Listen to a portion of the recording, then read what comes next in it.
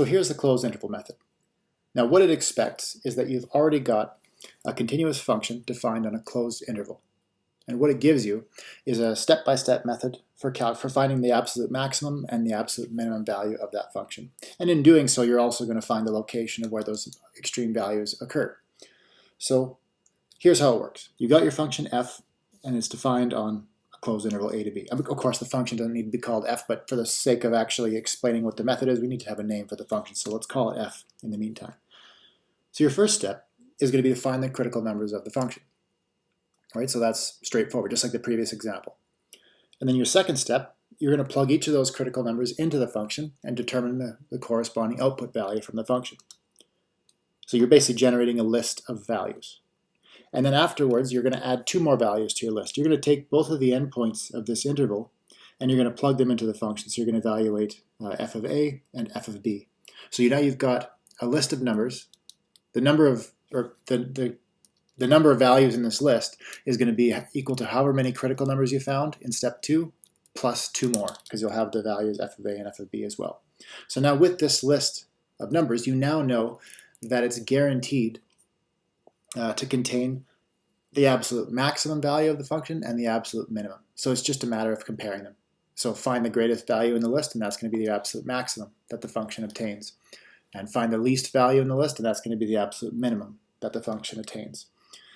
Now, just one more comment about step 3. Why is it that you need to evaluate the function at the endpoints? Why do you need to consider those values? And I just want to draw a quick picture that illustrates the idea. So let's say you have a graph of a function on a closed interval a to b. Okay, I guess I might as well just go for gold here and label everything. So you've got, let's say you have it looks like this. You've got a dot there, and then something like that. Okay, so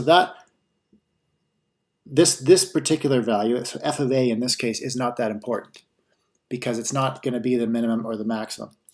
But this value here, whatever f of b is, the y value of this coordinate, is going to end up being the maximum value of the function. And you're not going to really have any critical points. In this case, you'd only have 2 critical points. You'd have one right here, and you'd have a critical point here.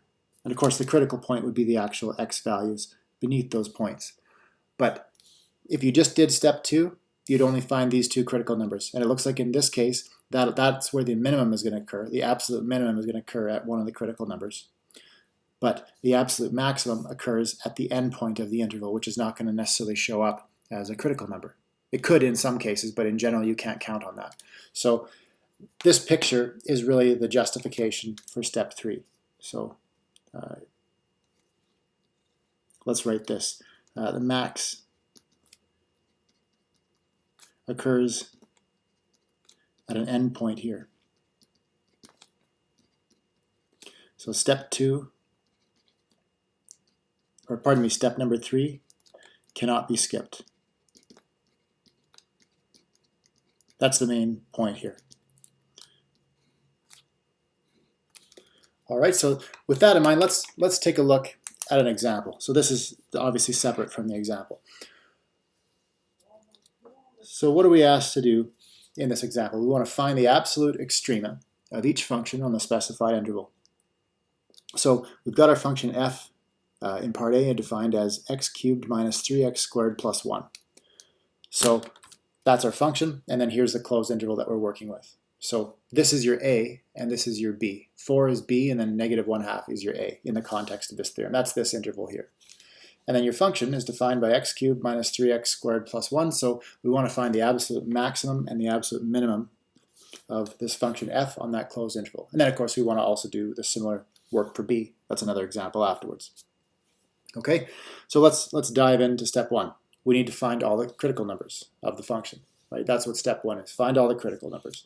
So we'll do that in the same way we did the previous question. We're going to start by taking the derivative, and we're going to figure out where it's either equal to 0 or undefined. So let's start by working out f prime of x. We're going to get 3x squared minus 6x. And then derivative of 1 is 0, so that's all you get using the power rule. You're going to get 3x squared minus 6x. So that's a polynomial. It's defined everywhere. So it's never gonna, there's gonna be no values that make the derivative undefined. So you're not gonna have any type 2 critical numbers. That's one thing to note. You're only gonna possibly get type 1 critical numbers if there's places where this function is equal to 0, or the derivative of f is equal to 0. So we want to know when this is equal to 0. And to do that, you can see I've already written another equal sign because I'm going to do another step. The reason is I want to simplify this. I want to factor it whenever possible because that's how I'm going to be able to tell when it's equal to 0. So I'm going to pull out whatever I can from both terms, which is going to turn out to be 3x. So I can write this as 3x times x minus 2. So that's what I get for the derivative if I factor it. So now when is f prime of x equal to 0? F prime of x is equal to 0 when either x is equal to 0 or x is equal to 2. So these, I'm just going to add a comment in here. These are the critical numbers.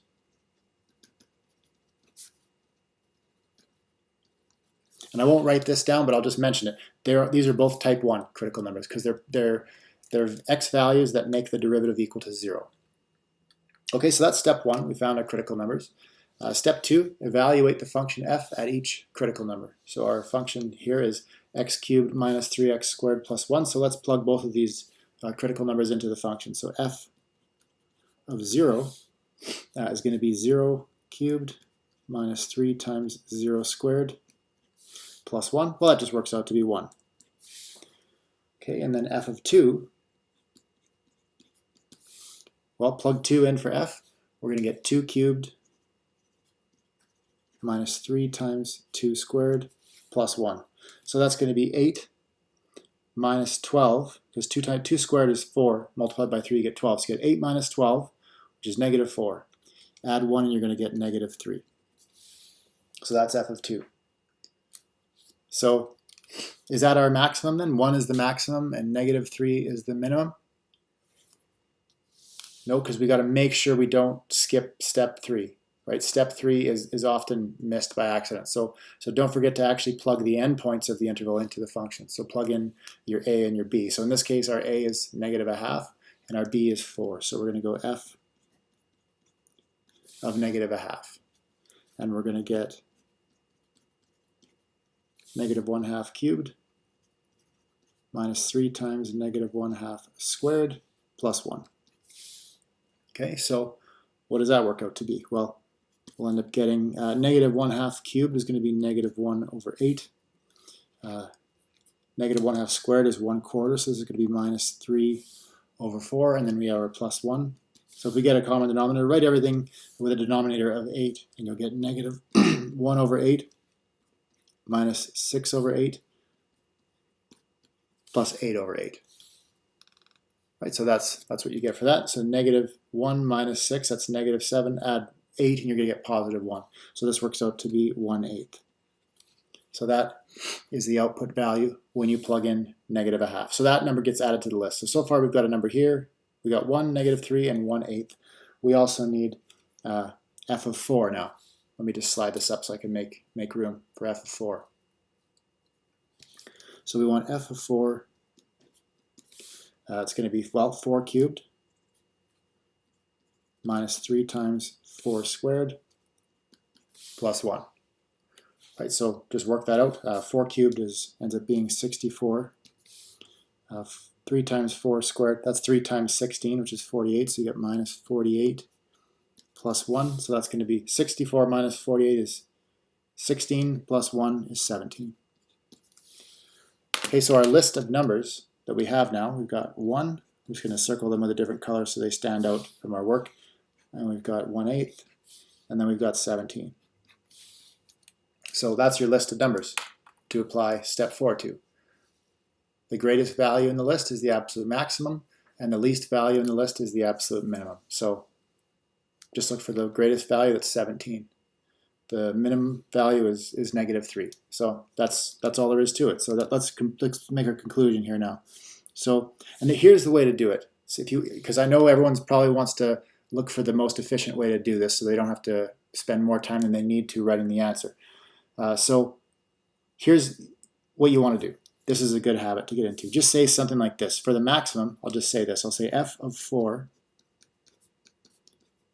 equals 17 is the absolute maximum. Right? Why don't I just say 17? It's not wrong to say 17, but it's a missed opportunity to give valuable information if I just wrote 17. Because if I write f of 4 equals 17 is the absolute maximum, then I'm telling the reader that 4 is the x value where it occurs. Right? I'm telling the reader that's the, because quite often that's going to be what people want as much as anything, more than knowing what the maximum value is. They want to know where it occurs. How do you achieve that maximum? Right? So that's information that you want to get in the habit of supplying. So even though it wasn't explicitly asked for in the example, as we go forward, you're going to want to be getting used to giving that information. So this is how you want to write your answer. So that's for the maximum. And then we'll say, what was the minimum? -3, which happens at 2. So we'll say f of 2 equals -3 is the absolute minimum. Okay, and that is your answer. Okay, so now before I go on to the next part of this, when I do part B, which will be in the next video, don't jump into the next video just yet. Give yourself a chance to try this one on your own. Just give yourself 5 minutes at least to work on this. Do the exact same process, and then watch the video after to see if you get the same answer as me. That will be much better than just jumping right into the next video immediately.